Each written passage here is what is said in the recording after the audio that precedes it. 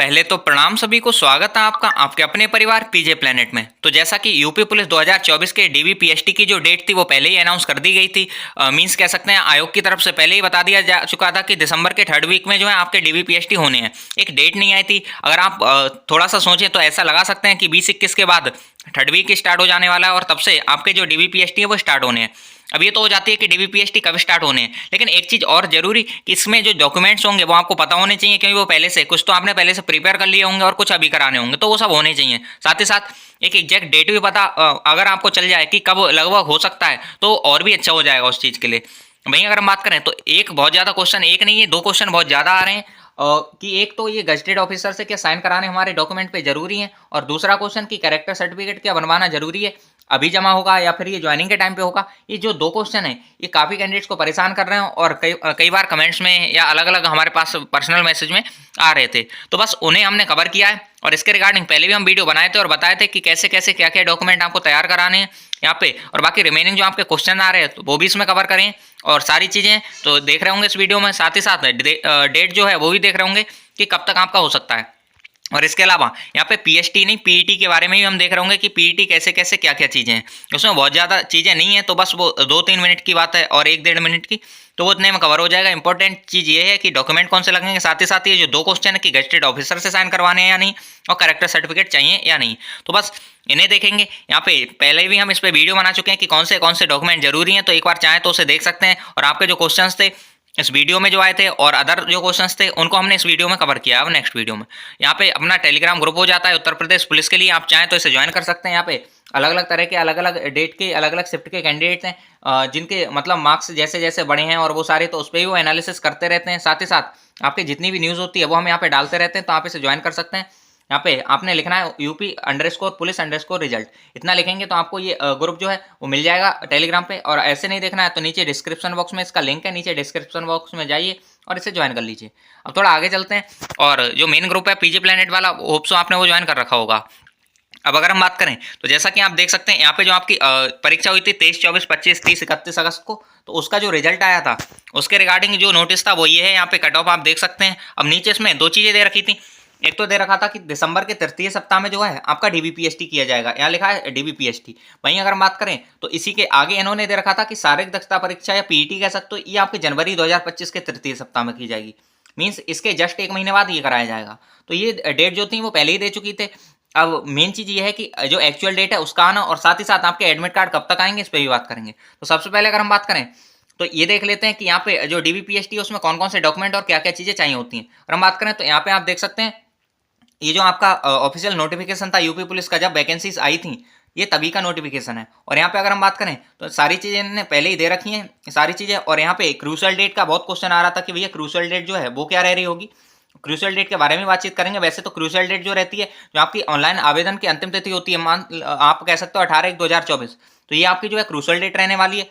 वहीं थोड़ा आगे बढ़ें तो यहाँ पे अभिलेखों की समीक्षा, मीन्स कह सकते हो आपका जो डॉक्यूमेंट वेरिफिकेशन है और पीएचटी है उसमें क्या क्या होने वाला है। तो यहाँ पे इन्होंने साफ साफ दे रखा है कि लिखित परीक्षा में जो सफल पाए जाएंगे अभ्यर्थी, उनकी मतलब समीक्षा एवं शारीरिक मानक परीक्षण में सम्मिलित होने की अपेक्षा की जाएगी। मीन्स कह सकते हो डीबीपीएसटी उनका, जैसा कि आप जानते हैं, जो पास होंगे उनका होगा। और यहाँ पे उन्होंने डीबीपीएसटी कुछ रूल दे रखे हैं, उनके बारे में हम बात करें तो यहाँ पे सबसे इंपॉर्टेंट चीज़ तो यही है कि यहाँ पे जितने भी डॉक्यूमेंट आपने लगाए हैं वो सारे डॉक्यूमेंट एक कह सकते हो आप ओरिजिनल प्रारूप में आपके पास होने चाहिए। जैसा कि इन्होंने दे रखा है कि जितने भी आपको रिजर्वेशन लेना है, अभ्यर्थियों द्वारा अपनी आरक्षण श्रेणी के दावे की पुष्टि करने वाले अभिलेखीय प्रमाण पत्र, अनिवार्य एवं अधिमान्य अर्हता आदि के संबंध में सुसंगत अभिलेखों के साथ अभिलेखों की समीक्षा एवं शारीरिक मानक परीक्षण दल के समक्ष उनके अभिलेखों की समीक्षा एवं शारीरिक मानक परीक्षण के लिए बुलाया जाएगा।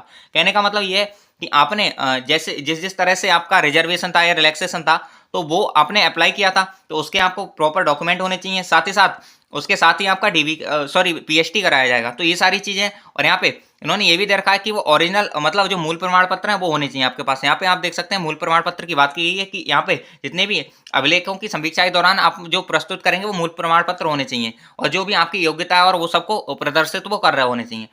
तो ये हो जाता है। लेकिन अब ये जो प्रमाण पत्र है ये कौन से होने चाहिए, इन पे बात कर लेते हैं कि क्या क्या जरूरी है और क्या क्या चाहिए। फिर उसके बाद पीएचटी और पीईटी के बारे में भी देख लेंगे। तो नीचे चलते हैं थोड़ा सा, और यहाँ पे यूपी पुलिस 2018 का यहाँ पे एक आप ये देख सकते हैं कि ये लेटर टाइप में है, जहाँ पे बता रखा है कि किस तरह से क्या-क्या डॉक्यूमेंट यहाँ पे चाहिए होते हैं। यहाँ पे जो 2018 की वैकेंसी थी उसमें जो चेकलिस्ट होती है, कैंडिडेट चेकलिस्ट होती है डॉक्यूमेंट वेरिफिकेशन प्रोसेस के लिए, तो वो दे रखी है। अब यहाँ पे अगर हम बात करें, ऊपर आप देख सकते हैं लिखा हुआ है candidate checklist for document verification process. यहाँ पे अगर हम बात करें तो एक फोटोयुक्त पहचान पत्र चाहिए होता है। अब फोटोयुक्त पहचान पत्र की अगर हम बात करें तो आपका आधार कार्ड हो जाता है या फिर पैन कार्ड हो जाता है, मेनली तो आधार कार्ड ही होगा।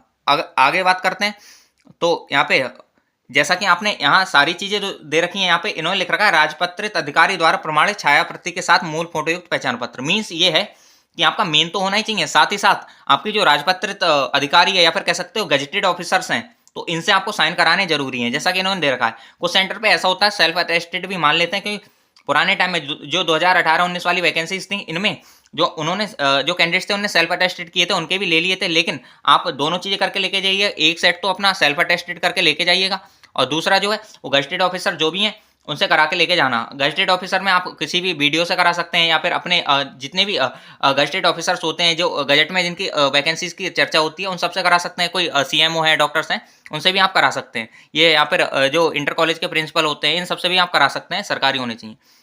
ये हो जाता है। फिर अगर हम बात करें तो ये तो हो गया कि जो गजेटेड ऑफिसर्स हैं उनसे साइन कराने या नहीं कराने, तो बस इतना ध्यान रखिए गजेटेड ऑफिसर्स जो हैं उनसे साइन करा के एक पूरी डॉक्यूमेंट की आप अपना सेट बना लीजिए, और सेट में क्या क्या डॉक्यूमेंट होंगे वो नीचे हम अभी बता ही रहे हैं। और दूसरा एक सेट और बनाइए जिसे आपको खुद सेल्फ अटेस्टेड करना है। इन दोनों सेट को बनाइएगा, जो भी वहां मांगा जाएगा वहां आप जमा कर दीजिएगा।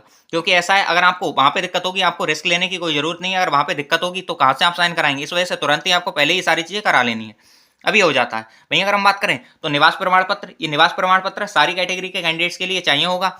वहीं अगर हम बात करें फिर आ जाता है ओबीसी सर्टिफिकेट। जितने भी ओबीसी सर्टिफिकेट मतलब ओबीसी कैटेगरी से कैंडिडेट हैं उनके लिए ओबीसी सर्टिफिकेट होता है और ये उनके पास होना चाहिए। साथ ही साथ यहाँ पे नीचे लिख रखा है कि राजपत्रित जो अधिकारी हैं उनसे यहाँ पे अपना अटेस्टेड भी करवाना है, प्रमाणित कराना है। तो ये सारे जितने भी डॉक्यूमेंट हैं सबके नीचे आपको जितने भी गजेटेड ऑफिसर्स हैं, किसी भी गजेटेड ऑफिसर्स के आपको साइन करा के लेके आने। वहीं अगर हम बात करें जिसने एससी का रिजर्वेशन या रिलैक्सेशन लिया है तो उनके पास एससी का प्रमाण पत्र होना चाहिए, एसटी का लिया है तो एसटी का प्रमाण पत्र होना चाहिए। वहीं जो एक्स सर्विसमैन है तो एक्स सर्विसमैन के पास भी उनका जो मूल निर्वहन प्रमाण पत्र है, एनओसी कह सकते हो, एनओसी होती है तो वो होनी चाहिए, या जो डिस्चार्ज सर्टिफिकेट होता है वो होना चाहिए।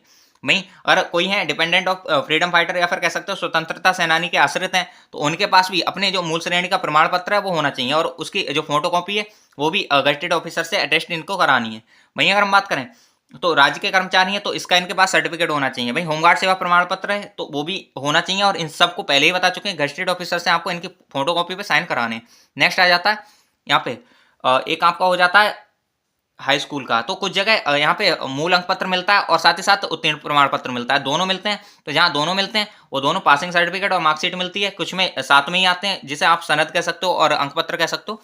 जिसमें साथ में आते हैं तो एक ही होगा, उनकी फोटो कॉपी कराइए और आप गजेटेड ऑफिसर से साइन कराइए। वहीं यहाँ पे 12th या उसके समतुल्य कुछ है तो उस पर भी सेम चीजें करानी है। तो इस चीज का आप ध्यान रखिएगा। तो एक डाउट तो आपका क्लियर हो जाता है कि डॉक्यूमेंट क्या क्या चाहिए, और साथ ही साथ जो गजेटेड ऑफिसर से सिग्नेचर कराने या नहीं कराने, तो ये हम बता चुके हैं कि गजेटेड ऑफिसर से सिग्नेचर कराने और आप कराना स्टार्ट कर दीजिए, क्योंकि बहुत ज़्यादा टाइम नहीं है।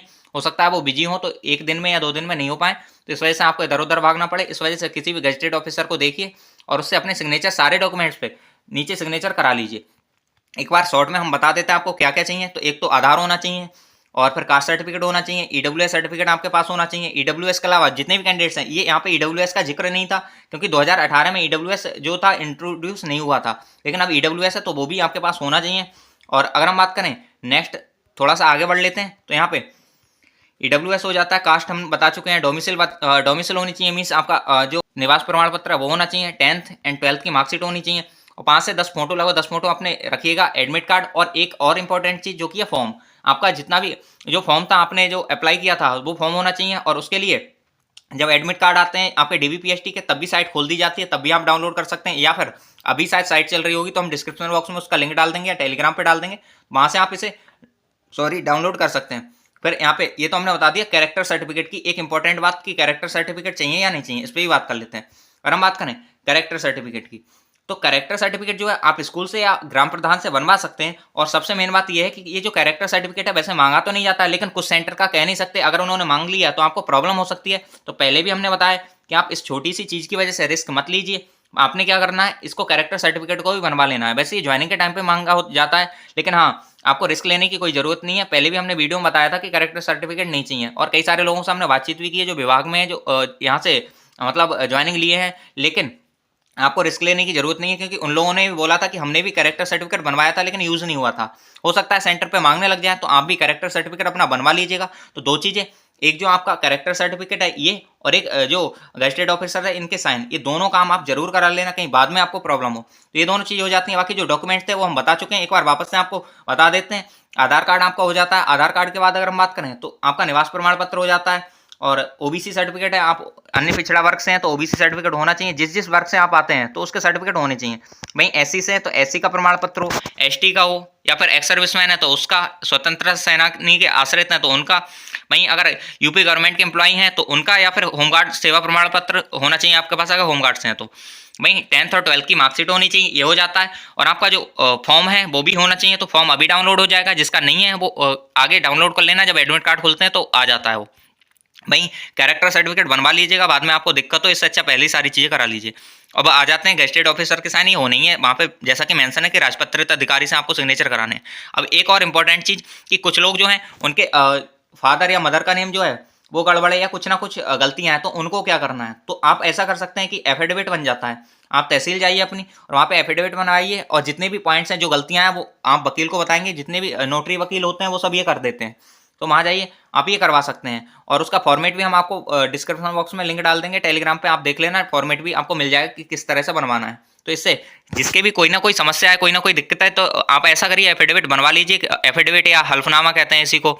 तो ये सारी चीज़ें जो आप बनवा लीजिए, जिससे आपको आगे कोई दिक्कत नहीं हो, जिसके भी डॉक्यूमेंट में कोई प्रॉब्लम है। तो अभी ये जो चीज़ें थी वो हम बता चुके हैं। अब यहाँ पे जो डॉक्यूमेंट है इसके रिगार्डिंग सारी चीज़ें हो चुकी हैं, बस एक चीज़ ये है कि डॉक्यूमेंट कब से कब के बीच के होने चाहिए। तो यहाँ पे इन्होंने ओबीसी जाति का प्रमाण पत्र जैसा कि बताया है कि ये जो प्रमाण पत्र है ये 1 अप्रैल 2023 से पहले का नहीं होना चाहिए।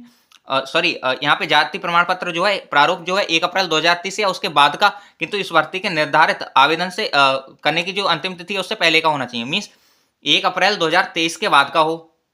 लेकिन जो आपकी वैकेंसी की लास्ट डेट थी 18/1/2024, 18 जनवरी 2024 से जस्ट पहले का हो, और 1 अप्रैल 2024 के बाद का हो। मीन्स अगर हम बात करें कि 1 फरवरी 2023 का है, 2023 की बात हो रही है यहाँ पे, अगर कोई डॉक्यूमेंट 1 अप्रैल 2023 से पहले का है, मीन्स 1 फरवरी 2023 का है, तो वो नहीं चलेगा।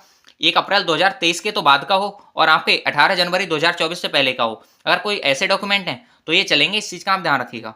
ये हो जाता है हमारा डॉक्यूमेंट्स के बारे में, और होप सो आपको डॉक्यूमेंट की सारी चीज़ें पता चल गई हैं।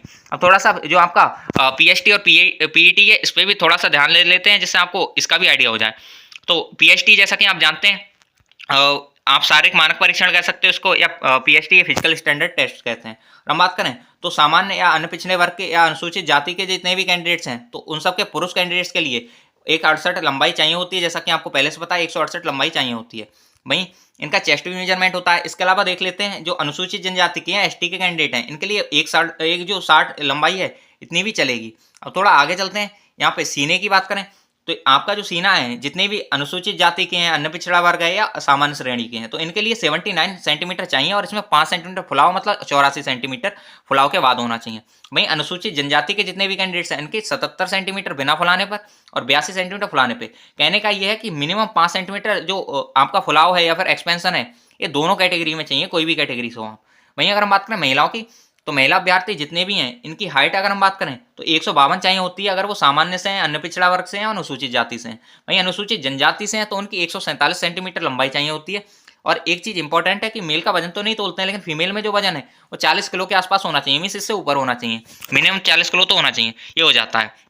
भाई आपका पीएचडी का काम इतना खत्म हो जाता है। जब आप डीवी देने जाएंगे तो बस यही दो चीजें होंगी, हाइट और चेस्ट नापा जाएगा मेल कैंडिडेट्स का, और डॉक्यूमेंट वेरिफिकेशन होगा। फीमेल कैंडिडेट्स में केवल हाइट नापी जाएगी और डॉक्यूमेंट वेरिफिकेशन होगा, साथ ही साथ वेट भी मेजर कर सकते हैं, जिनका भी वेट में कोई कमी लगेगी। अब अगर हम बात करें तो शारीरिक दक्षता परीक्षा, जो कि आपका जनवरी में होना है, 3rd वीक में जनवरी के। यहाँ पे अगर हम बात करें तो आपका जो फिजिकल एफिशिएंसी टेस्ट या पीईटी है, तो इसमें जो मेल कैंडिडेट्स हैं, और मेल कैंडिडेट्स जो है उनके लिए 4800 मीटर आपकी रनिंग होती है, जो कि होती है 25 मिनट में। और ये जो है ये किसी भी कैटेगरी के हैं, ऐसा नहीं है एससी एसटी सबके लिए अलग अलग होगी, एक ही है 4800 मीटर, जो कि आपको करनी है 25 मिनट में।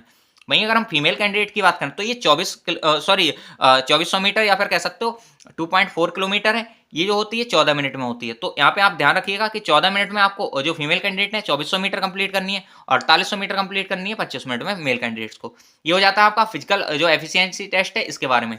तो बस जो कुछ इंपॉर्टेंट चीज़ें थी उनके बारे में हम बता चुके हैं, और जो थंबनेल पे हमने लगाई थी चीज़ें, इन्हें एक बार वापस से दोहरा देते हैं जिससे आपको कोई दिक्कत नहीं हो। सबसे पहले अगर हम बात करें तो डीबीपीएसटी के लिए, जैसा कि हमने बताया, डीबीपीएसटी के लिए अब तैयार हो जाइए, बहुत ज़्यादा टाइम नहीं है। अब जैसा कि थर्ड वीक की बात हुई थी, तो यहाँ पे थर्ड वीक हमारा 20-21 से स्टार्ट होना है, और अगर मतलब आपके एडमिट कार्ड आएंगे तो जैसा कि आप मतलब जान सकते हैं कि लगभग 1 वीक या 10 दिन पहले तो एडमिट कार्ड आपके आएंगे ही, तो हो सकता है 10 से 15 के बीच आपके एडमिट कार्ड देखने को मिल जाए। तो ये हो जाता है एडमिट कार्ड के बारे में कि 10 से 15 के बीच आपकी यह डेट आ जाए एडमिट कार्ड, ये सारी चीज़ें आपको देखने को मिल सकती हैं। वहीं अगर हम बात करें तो जरूरी डॉक्यूमेंट हम बता चुके हैं, एक बार वापस से बता देते हैं। आपके पास आपका एक आधार कार्ड होना चाहिए, कास्ट सर्टिफिकेट होना चाहिए, जिस भी कार्ड से आप बिलोंग करते हैं, जिसका आप रिलैक्सेशन रिजर्वेशन ले रहे हैं, ईडब्ल्यूएस है तो ईडब्ल्यूएस सर्टिफिकेट भी होना चाहिए। भई आपका मूल निवास प्रमाण पत्र होना चाहिए, वो ज़रूरी है। या फिर आप इसके अलावा होमगार्ड हैं या स्वतंत्रता सेनानी के आश्रित हैं या एक्स सर्विसमैन है, तो उसके सर्टिफिकेट आपके पास होने चाहिए। ये हो जाता है। देन आपका कैरेक्टर सर्टिफिकेट, जो इंपॉर्टेंट बहुत ज़्यादा तो नहीं है लेकिन बनवा के चलिए, क्योंकि आपको रिस्क लेने की जरूरत नहीं है, तो आपके पास कैरेक्टर सर्टिफिकेट जो है वो बनवा लीजिएगा, ये होना चाहिए। स्कूल से भी बन जाएगा, ग्राम प्रधान से, किसी से भी आप बनवा सकते हैं। भाई ये सारे डॉक्यूमेंट हैं गजेटेड ऑफिसर के सिग्नेचर करे हुए होने चाहिए। यहाँ पे सारे जितने भी डॉक्यूमेंट गजेटेड ऑफिसर के सिग्नेचर होने चाहिए। इसके अलावा एक आपकी 10th की मार्कशीट हो जाती है, एक 12th की मार्कशीट हो जाती है, और 10th 12th की मार्कशीट के इनके नीचे भी आपके जो है वो गजेटेड ऑफिसर के सिग्नेचर होने चाहिए। और आपका जो ऑनलाइन फॉर्म है, जब आपने ऑनलाइन किया था वो फॉर्म चाहिए होगा, तो वो फॉर्म भी आप डाउनलोड कर लीजिएगा, और आगे डेट आएगी तो वहाँ से कर सकते हैं। तो ये एक फॉर्म हो जाता है। ये सारी चीज़ें हैं जो आपके पास होनी चाहिए, इस चीज़ का आप ध्यान रखिएगा। एडमिट कार्ड है वो तो लेके ही जाना है आपको, और साथ ही साथ 5-7 फोटो या 10 फोटो लगवा आप अपने तैयार रखिएगा। ये हो जाते हैं। और इन सब के 2 सेट बनाने, एक सेट पे तो गजेटेड ऑफिसर्स के साइन करा लेंगे, और एक को खुद से अटेस्टेड कर देना, सेल्फ अटेस्टेड कहते हैं या स्वप्रमाणित कहते हैं। चाहो तो वो उनके सामने ही कर सकते हो, दोनों में से जो भी मांगेंगे वो आप दे दीजिएगा। तो ये हो जाता है डॉक्यूमेंट के बारे में। वहीं अगर हम बात करें यहाँ पे पीटी पीएचटी के बारे में, तो पीटी जैसा कि आप जानते हैं ओबीसी, एससी और जनरल कैंडिडेट्स के, इनकी अगर बात करें तो चेस्ट 79 चाहिए होता है, जिसमें 5 सेंटीमीटर एक्सपेंशन के बाद 84 चल जाता है। वहीं अगर हम बात करें एसटी कैंडिडेट हैं तो उनका 78 चाहिए होता है, और ये जो होता है वो 82 चल जाए, सॉरी 77 चाहिए होता है, और ये 82 चल जाता है, 77 से 82। तो ये हो जाता है। सारी चीज़ों के बारे में, जितनी भी डीबीपीएसटी पीईटी ये सारी चीज़ें थी, इनके बारे में हमने कोशिश की थी आपको सारी चीज़ें बता पाएँ, और होप सो आपको सारी चीज़ें पता लग गई होंगी इस चीज़ के बाद। तो ये था इस वीडियो में जितनी भी चीज़ें थी जो कवर करने के लायक थी, और जो जो आपके क्वेश्चन थे वो हमने कवर किए। गजेटेड ऑफिसर और कैरेक्टर सर्टिफिकेट, इसका बहुत ज़्यादा डाउट था, तो भाई ये करवा लेना कहीं बाद में आपको दिक्कत हो। बस ये सारी चीज़ें, तो होप सो आपको सारी चीज़ें समझ आई होंगी, और जितनी भी चीज़ें थी हमने कोशिश की थी समझाने की। अगर आपको कोई भी डाउट फिर भी रह जाता है तो कमेंट बॉक्स में आप बता दीजिएगा, और जिसकी भी कोई गलती है, कोई दिक्कत है किसी भी डॉक्यूमेंट में, तो एफिडेविट जरूर बनवा लीजिएगा, वहाँ पे वो ले लेते हैं, वरना आपको दिक्कत हो सकती है। तो बस इतना ध्यान रखिएगा। बाकी होप सो आपको सारी चीज़ें समझ आ गई होंगी। टेलीग्राम चैनल को ज्वाइन कर लीजिएगा, और @PJ Planet करके टेलीग्राम चैनल है उसे भी ज्वाइन कर लेना, वहाँ पे सारी न्यूज़ आती रहती है हर एग्जाम से रिलेटेड। और आज की वीडियो में इतना ही। होप सो आपको सारी चीज़ें समझ आई होंगी, और अगर आपको सारी चीज़ें समझ आती हैं तो आप चैनल को सब्सक्राइब कर सकते हैं, वीडियो को लाइक कर सकते हैं। धन्यवाद।